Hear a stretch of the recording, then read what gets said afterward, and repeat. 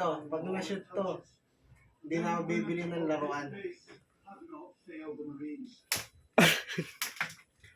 Bigat to. Ano mga guys, Godzilla Prime 1 Studio replica.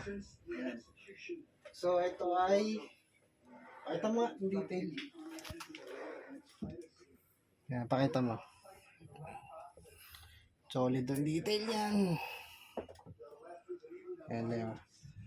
Ano to guys, 50 cm height to, bali nasa mga 19 to 20 inches din to. Malaki din siya, tsaka sobrang bigat. Bigat din. Hindi naman sobra. Basta mabigat siya. So may base siya, tapos syempre, hindi makukumpleto si Godzilla pag wala nito.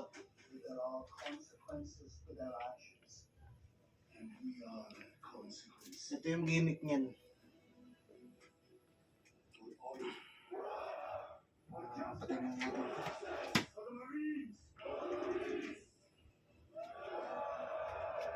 So guys, ito may remote siya para sa LED light.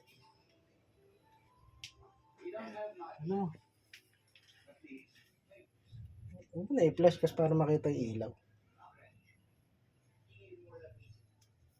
Pakita mo nga.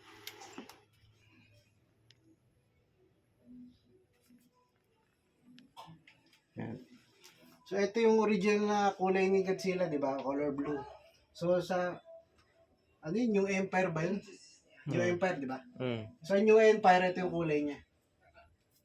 Yan, yung violet na. Yung sa Godzilla vs. Kong New Empire. Pakita mo. Kapit ka.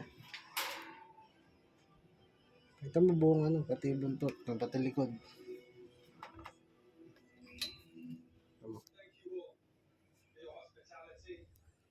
Yan. Astig na ito guys. Bali, meron ako yung stocks na ito na 3 pieces. Bali, po-for sale ko yung siguro yung dalawa, po-for sale ko. Sa mga Godzilla lovers dyan, PM nyo lang ako. Usap tayo dito. Maganda to, para sa pang-display nyo, pang man cave nyo, pang mga shop nyo, or sa kwarto, maganda yung display to. PM nyo lang ako sa may gusto na ito, sa mga Godzilla lover, or sa may mga gusto magkaroon na ito.